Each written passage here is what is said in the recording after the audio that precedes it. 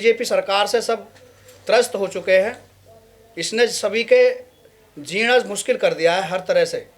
इसने महंगाई के क्षेत्र में, बेरोजगारी के क्षेत्र में, और विकास तो इसमें हुआ ही नहीं बिल्कुल भी। सब लोग त्रस्त है इससे। गंगा बह रही है, निजात गंगा बह रही है। इस सरकार से निजात पाना चाहते हैं लोग। कहीं गंगा नहीं बह रही। बताइए एक भी विकास का वो बता दें काम, कोई इन्होंने कोई विकास किया हो। 19 में कैसे सीटें कैसे बढ़ गई? 19 में सीटें बढ़ी इनकी।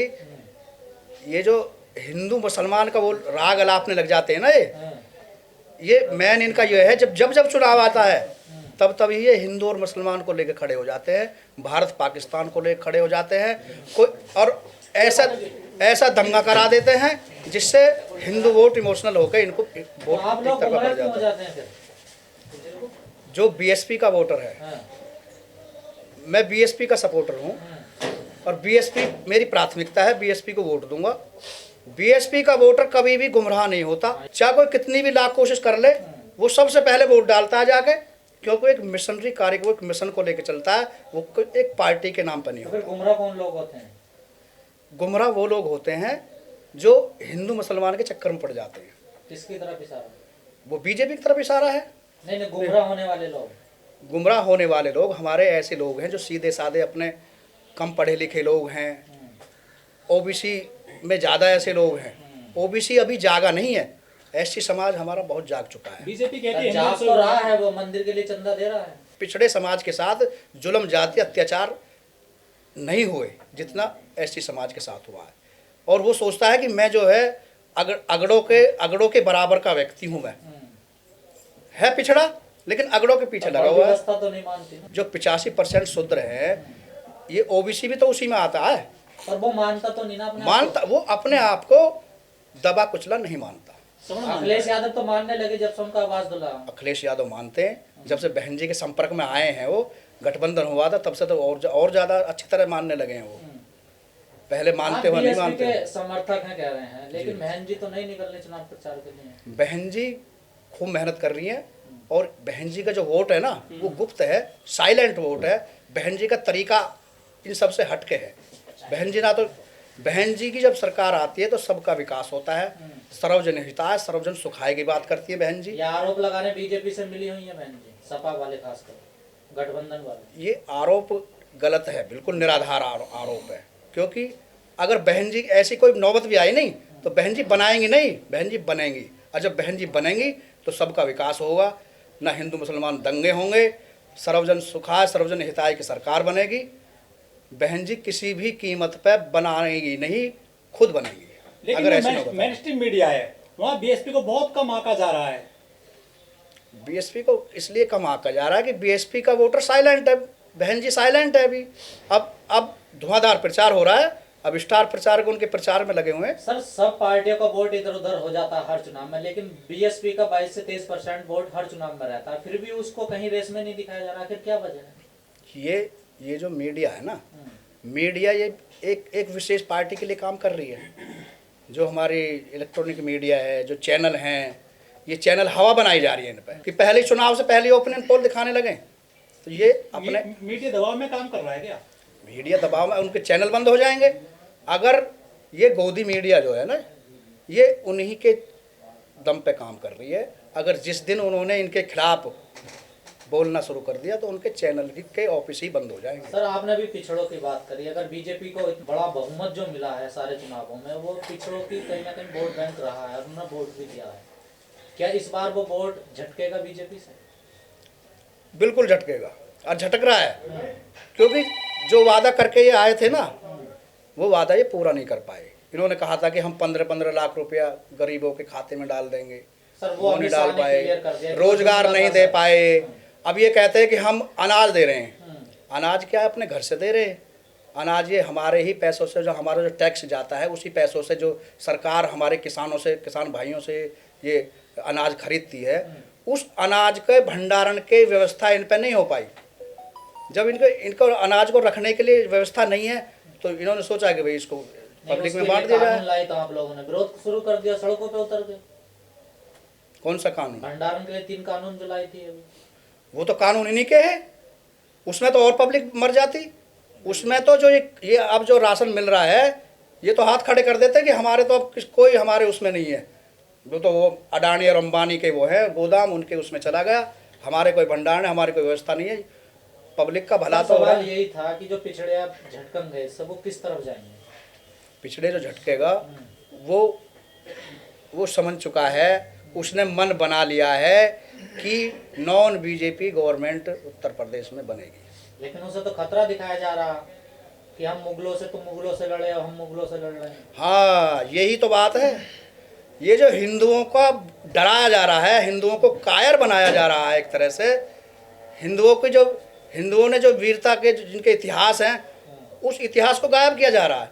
और ये हिंदू मुसलमान का डर दिखा के ही ये वोट प्राप्त कर रहे हैं।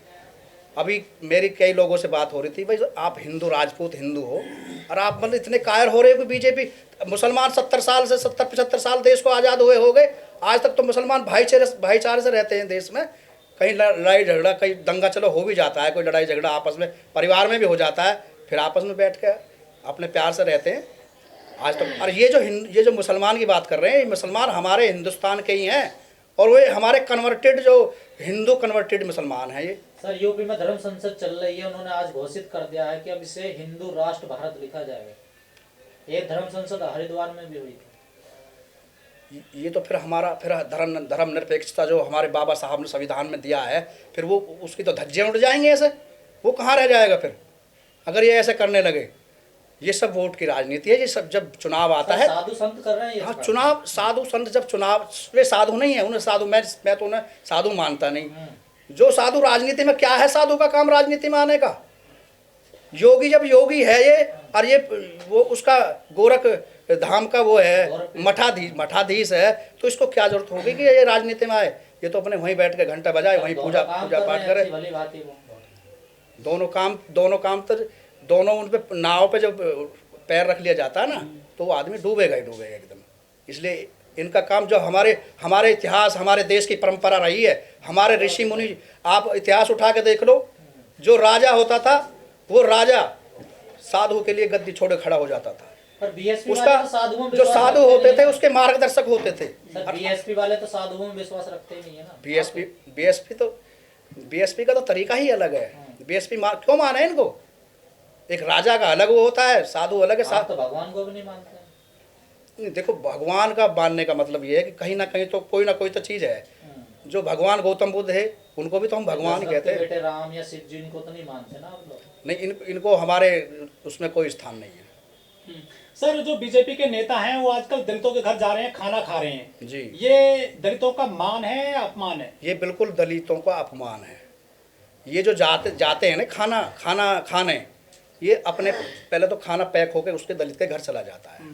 वो ना तो खाना उसके दलितों के घर बनता, ना उसके बर्तनों में खाना बनाया जाता, ना उनके बर्तनों में खाना खाते। डिस्पोजल पत्तल जाती है वहाँ पे, डिस्पोजल ढोने जाते हैं, उनमें खाना परोस दिया जाता है और उनसे भी कहा जाता है आप भी बैठ जाओ हमारे पास, और उसको दूर बैठाया जाता है, अपने पास भी नहीं बैठाते उसको। आपके लिए तो सही कर रहे हैं ना योगी। आपको छूत कहा जाता है, वो कह रहे देखो मैं ठाकुर होके खाना खाने जा रहा हूँ दलित के घर। खाना खा, सारी चीजें खत्म हो रही। खाना दलित का उन्होंने खाया कहाँ? वो तो खाना होटल से आया है पैक होके, ना तो उनके बर्तनों में खाया उन्होंने, ना उनके बर्तनों में बनाया वो, ना हम तो भाई खाना जब है कि कोई अतिथि हमारे घर का आया और हमने जिन बर्तनों में हम खाना खाते हैं उन बर्तनों में हमने खाना बनाया। नहीं बुलाते ना अपना खाना खाने के लिए दलितों को? अपने घर नहीं बुलाते, ये उनके घर जाते हैं, अपने घर नहीं बुलाते। क्यों अपने घर बुलाएंगे तो अपने बर्तनों में खाना खिलाना पड़ेगा, फिर वो अछूत हो जाएंगे, फिर उनके बर्तन खराब हो जाएंगे, फिर वो अशुद्ध हो जाएंगे, फिर उनको गंगा जल छिड़कनी पड़ेगी।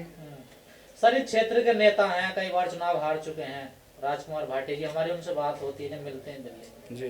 वो कहते हैं कि जो पिछड़ा समाज है, वो भी समाज है, बहुत बुरी तरह सोया, अपने अधिकारों को लेकर बहुत जागरूक ही नहीं है वो बिल्कुल। सच है क्या बात? ये बात सच है। जितने बुद्धिजीवी लोग हैं वो यही महसूस करते हैं।